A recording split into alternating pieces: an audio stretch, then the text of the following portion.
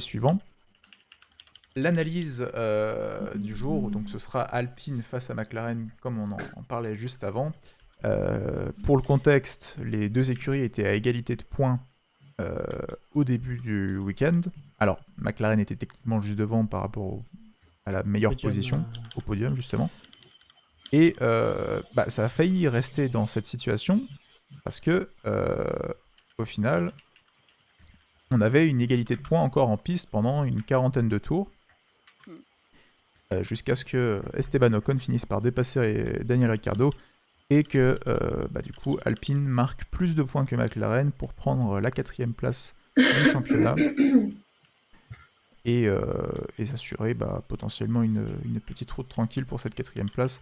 Ça va être assez compliqué, j'imagine, pour McLaren d'après vous.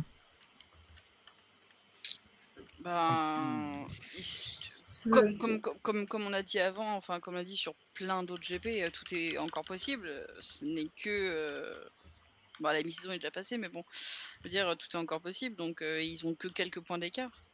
Mais clairement, depuis le début de la saison, même si j'aime beaucoup l'écurie McLaren, Alpine a prouvé qu'ils étaient supérieurs. Donc pour moi, s'ils continuent comme ça et si en plus ils arrivent, si Alpine fait moins de DNF, pour moi c'est une autoroute vers la 4ème place. Enfin pour conserver la 4ème place et faire 4ème au championnat. Et après tout est encore possible et rien n'est joué avant la fin. Donc on verra. Bon, oui, j'ai besoin de toi pour défendre McLaren là. Dis-nous que Ricciardo va se réveiller. J'y viens. J'allais dire, j'aimerais être optimiste. Ah. Et je vais l'être, parce qu'il faut. Déjà, j'ai l'impression que Ricciardo, ces derniers temps, il est déjà dans les points. Ça fait du mal à le dire, mais ça faisait longtemps. Et donc, il commence à être de plus en plus dans les points. Donc, j'espère qu'il commence à vraiment comprendre sa voiture et que c'est pas juste de la chance. Et en même temps, on a Norris à côté qui a tellement prouvé qu'il pouvait faire tellement mieux que pour moi, ça va se jouer à la pause de mi-saison, le summer break. Voir ce qu'ils arrivent à faire de la voiture, à l'améliorer ou pas. Est-ce que les pilotes seront plus à l'aise dessus ou pas. Mais après, d'un côté, Alpine vont aussi, logiquement, travailler dessus. Donc, c'est compliqué à dire, mais j'ai envie de dire que le talent de Ricciardo va changer la donne. Et voilà. Il croit. Elle le dit, mais elle y croit pas. Elle y croit pas du tout. Aucune conviction. Je suis désolé, mais quand il le dit, tu vois, je suis là en mode, même elle, c'est triste. Oh là là, c'est terrible. Non, mais les ingénieurs McLaren vont faire le taf. C'est pas les ingénieurs Ferrari en tout cas. Les ingénieurs Ferrari on fait le taf, la voiture elle est très bien. La voiture elle est très bien. Oui, quand elle crame pas. Quand elle crame. Mais ouais, pour Alpine McLaren, je trouve vraiment la grosse différence au point de vue de la perception qu'on a en fait, c'est qu'Alpine, j'ai vraiment l'impression qu'ils sont à leur place et qu'ils perdent des points sur des problèmes de fiabilité dont ils sont au courant. Ils sont au courant qu'ils ont privilégié la performance à la fiabilité. Ça a été annoncé, ils l'ont fait, ils sont dans ce qu'ils ont annoncé pour une fois depuis elle plane. depuis longtemps. Et là où McLaren, en fait, pour moi, c'est vraiment plus de la survie et que quand ils scorent pas, quand ils scorent pas, c'est la voiture a pas de rythme, on n'est pas là, on comprend pas. C'est ça marche bien, on score, on est P7, P8, c'est cool. Le week-end après, on score pas, on est P13, P14. Et encore, P7, P8, je trouve ça pas incroyable par rapport à ce qu'a pu montrer McLaren. Oui, c'est clair. Mais ouais, je trouve que c'est souvent sur des problèmes de fiabilité, pas que, mais ou de stratégie, ou de pas de chance sur des voitures de sécurité, ou de pas de chance sur des problèmes moteurs à l'Orzo au Canada, des trucs comme ça, où Alpine perd ses points, alors que McLaren, c'est Alpine qui perd des points quand McLaren ne marque pas des points parce qu'ils ont juste pas la performance sur un week-end. Et donc ça paraît beaucoup plus logique que Alpine ait cette P4 en championnat après tout est une question de régularité. Et si Alpine a vraiment une fiabilité à chier, c'est pas étonnant de voir McLaren, s'ils arrivent à régler leurs problèmes, de venir continuer la bataille. Donc ça va être la course à la performance pour McLaren, la course à la fiabilité pour Alpine, et l'écurie qui réglera le plus vite qui fera le mieux la course en fait dans son domaine, passera devant. Le Mais souci, c'est qu'on a vu Alpine jusqu'à maintenant qui réussit un peu toutes ses upgrades. Et ils ont un peu le vent en poupe en termes d'amélioration. Là où chez McLaren, on n'est pas trop certain. Et puis, en final... Ça tâtonne encore. Ça tâtonne, ouais. Puis la fiabilité de l'Alpine n'est pas non plus si mauvaise, en tout cas sur les derniers Grands Prix. Ça... Au début de la saison, c'était pas ouf. Ils ont très vite changé le moteur et il n'y a pas eu trop de problèmes depuis. Pompe à essence, Esteban à Silverstone, bon bah. On a pris un peu cher, oui, mais. C'est des choses qui peuvent arriver. Ouais, début de saison, c'était Alonso qui a pris, quoi. Oui, c'est vrai. Je pense à Jeddah, Melbourne, Canada. Voilà, ouais, il y a. Les deux ont pris leur tarif, je pense, à peu près. Oui. Côté McLaren, c'était Norris, si je dis pas de bêtises, qui disait même qu'en termes de performance, il faudrait presque qu'ils aient un peu plus de marsouinage, parce qu'au final, ils ont très peu de marsouinage, mais vu qu'ils n'ont pas beaucoup de performance, c'est pas forcément très intéressant.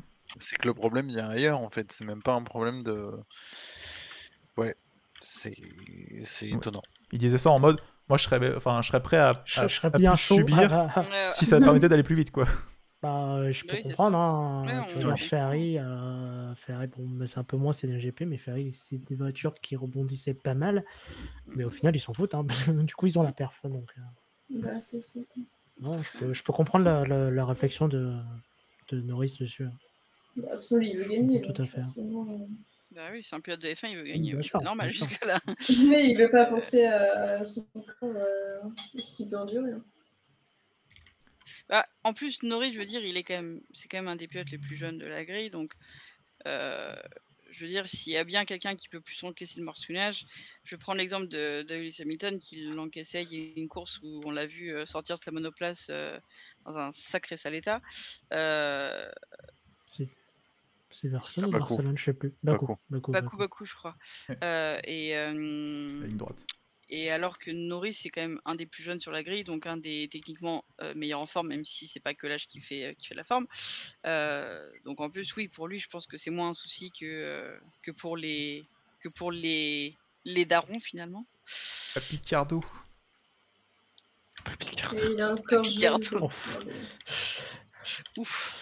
Il est proche de la retraite. C'est clairement pas le plus vieux. Là. Déjà, il y a Alonso qui est vraiment. Non, c'est pas le plus vieux, mais c'est le plus proche. Ouais, mais Alonso, lui, il sort de la retraite. En vrai, il est pas vieux. Mais... Non. Je rigole. Et arrêtez de blâmer Ricardo, quoi. Mais étonnamment, j'étais bien surpris, agréablement surpris ce week-end de le voir qu'il était juste derrière Norris et dans le rythme de Norris. Bon, il se fait bouffer par Ocon à la fin, ce qui ne va pas sans me déplaire. Qui a coûté l'effort de McLaren, mais si ça continue comme ça peut être bien. Parce que souvent, quand il était dans le rythme de Norris, c'est que Norris était P8, P9, c'était pas vous, et Ricardo était P11, P12, donc il ramenait pas de points. Et alors que là, ils sont les deux dans le rythme et dans les points. Donc ça, c'est chouette. Non, c'est quand même beaucoup mieux. Il y a clairement du progrès. Mais il y a encore du progrès à faire, quoi. C'est pas fini le taf, quoi. Il y a encore du taf à faire. C'est clair, mais bon, quand tu vois un Norris P8, tu te dis c'est qu'il y a un problème parce qu'il peut être bien au-dessus. Ah oui. Surtout la voiture n'est pas. Norris, il est pas censé être P8. Ouais. On est bien d'accord. Mais on espère que le summer break va leur donner assez d'idées pour nous concocter des améliorations insane. Ouais. Si Dieu le veut. Hein. Peut-être un nouveau doublé à Monza. Hein. On aimerait bien avec lui. On a du côté de Romouille, on invoque Dieu. Hein. On en est là. Voilà. Le dernier recours. J'y crois. Ça part sur des prières tous les soirs. On peut. Hein. La dernière fois, j'ai annoncé un Ricardo dans les points. C'est arrivé. Ah, Et là, j'annonce une remontada de McLaren. Et ben, c'est tout ce qu'on te souhaite. Le dernier truc que j'ai annoncé, moi, c'est pas très bien réalisé, donc... Oui, c'était la victoire de Sergio Pérez au Castellet. J'avais dit que je serais insupportable, malheureusement, je n'ai pas le droit, Ouais, car donc tu Pérez restes était assis. loin de la victoire. Moi, je peux dire que j'ai gagné mes paris ou pas? Je me couche. Oh, mais toi, tu gagnes tout le temps tes paris. Tu c'est gagnes même tout plus le temps les drôle. paris, toi. Et... Y a pas de débat. Pérez en Hongrie. Non, je déconne. Strike comme Bottas la dernière. Allez. Ah, par contre, ouais, j'espère qu'avec la pluie en Hongrie, on va se taper un Grand Prix un peu sympa avec de l'action et tout, parce que sinon, bon... hein, voilà. Ah, quoique avec les... Non? Y a pas des chances? Ouais. Ouais, non, je sais pas. C'est pas un Non. problème de suivre, c'est un problème de place pour dépasser, donc ça réglera pas Voilà, grand-chose. Un problème de virage 1. si. Voilà, virage 1, ça va dépasser. Enfin, si les voitures se suivent, ça va se dépasser, il n'y a pas de problème. Oui. Bon, on disait un peu pareil pour la France. Hein. Oui. Bah, moi, j'ai trouvé que ce GP était pas trop mal. Ça Enfin, va. Hein. il y a plus de dépassements que l'année dernière. Hein. Clairement, en Donc, GP de France, il y a eu clairement pire. Hein.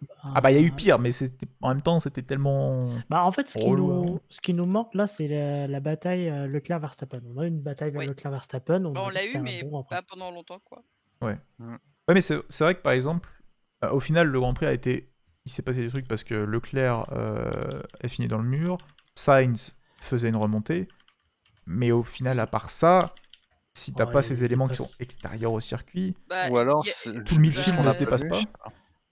Bah, il y a aussi eu une petite bataille, Russell Perez. Ouais, il y a Ocon, il y a Gasly qui a fait des batailles, il y a Aston Martin, il y a eu des batailles derrière. Non, je suis pas d'accord non plus. Ouais, c'est vrai. Peut-être que j'en attendais plus parce que justement, je voyais tous midfield très regroupés et je m'attendais à ce que ça se bataille vraiment. Et au final, ils restaient tous à 1 seconde 2 les uns des autres. Et... Qu'on ait des images comme on a vu à Spielberg où il y a 5 voitures qui attaquent un virage, ouais, ce genre de choses comme choses. ça. Qu'on a vu ça, ouais, non, mais ça, c'est pas possible. Peut-être pas à ce point, mais... Après, ce qui met vraiment... Parce qu'il fait vraiment Enfin, vraiment condamne le Grand Prix, je pense. C'est déjà, bon, l'abandon de Charles Leclerc qui fait que il n'y a plus de duel et par son abandon en fait il y a safety car, donc les stratégies décalées etc, ça ne marche plus. Il y a ça aussi quoi. Ouais. Du coup tout le monde est sur la même strat et du coup oui en effet un peu moins de spectacle quoi. Parce qu'il y avait Bottas aussi qui était parti en hard, donc ça aurait pu donner des belles choses quoi, mais bon. Ouais, Gasly aussi était parti en hard.